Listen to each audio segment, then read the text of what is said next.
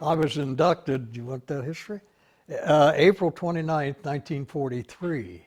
I was a senior in high school, but I was 18, and as soon as you're 18, you usually received an induction notice. So I went into the service April 29th, 43. I went to Fort Hood, Texas for basic training. Then I went to Camp Carson, Colorado for mountain training. And I arrived in Italy on January 31st, 1944. I was assigned to the 36th Infantry Division. I participated in the Battle of Cassino, and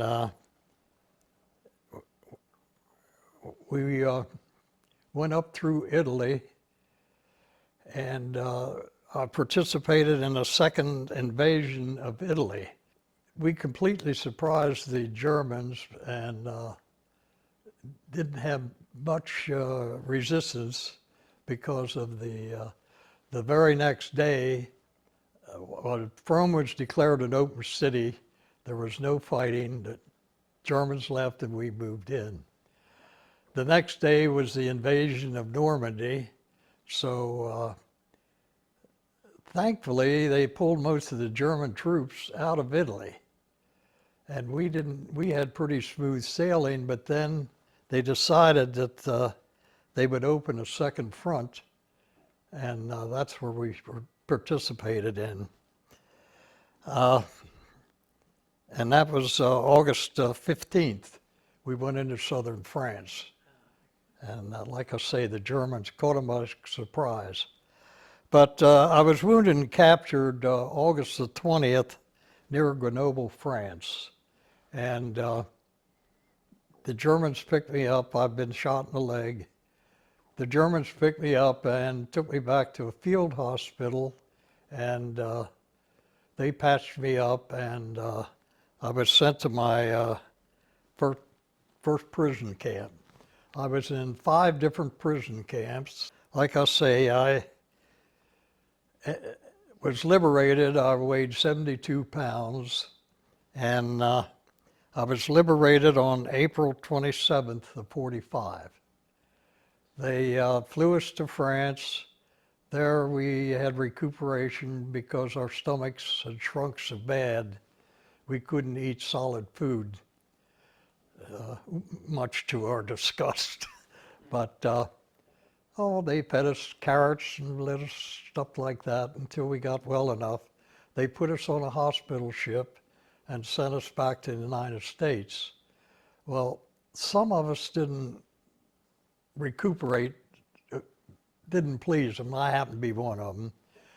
So while the others went home, they kept us at Fort Dix and on a strict diet, but that only lasted about 30 days.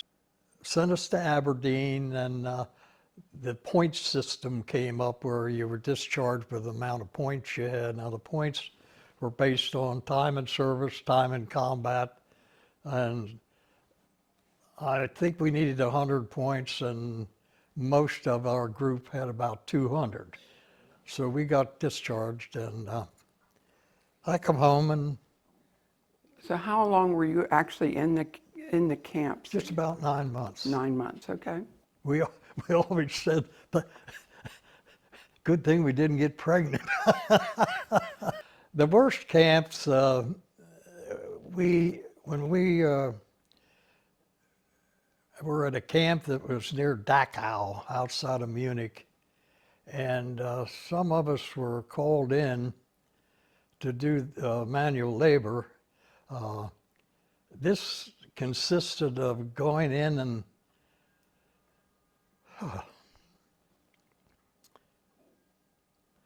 they had these ovens where they exterminated Jews by just burning them, and we went in to sift out the ashes like for gold teeth. It was forced labor. We were glad to get out of there and go back to normal prison camp. We had one instance at Nuremberg, where this was just a transit camp, and they had dug long trenches up there in the big stadium and covered them with barbed wire. So at night, when the British bombed every night, we would go out in these trenches they had covered with barbed wire. And to clear the trenches, they would send these police dogs through. And a group of transit Russians came through one night, and we were out in the trenches, and they all clear sounded, and we told them, dogs, dogs. Well, they just laughed, and we heard the dogs growling and fighting going on. And the next morning when we came out for body count, there was the sergeant of the guard of the dogs, the Huntmeister, and he would stand there, tears running down his eyes, and there before him was a pile of dog pelts. The Russians had killed the dogs and ate them. And they were, it was nice because they shared some with us. But we worked on farms. They fed the dogs potatoes, boiled potatoes. We'd go down at night and take fence posts and beat the dogs off and eat the potatoes. It was said that birds were not safe to land at a prison camp. The Germans were religious, very religious. In fact, all the infantry had belt buckles on that said, Gott mit us, which meant God be with you. They allowed services in a prison camp. Now, we never had a parson that was captured with us, but there were lay people that had been captured, and they had experience in preaching. So we'd get around Sunday, and then we'd have regular churches.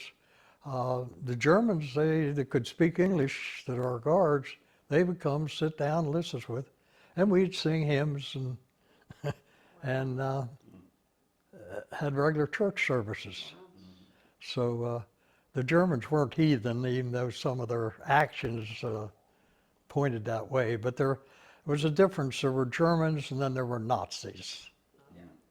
The Nazis were the radicals, and the Germans were the people like us.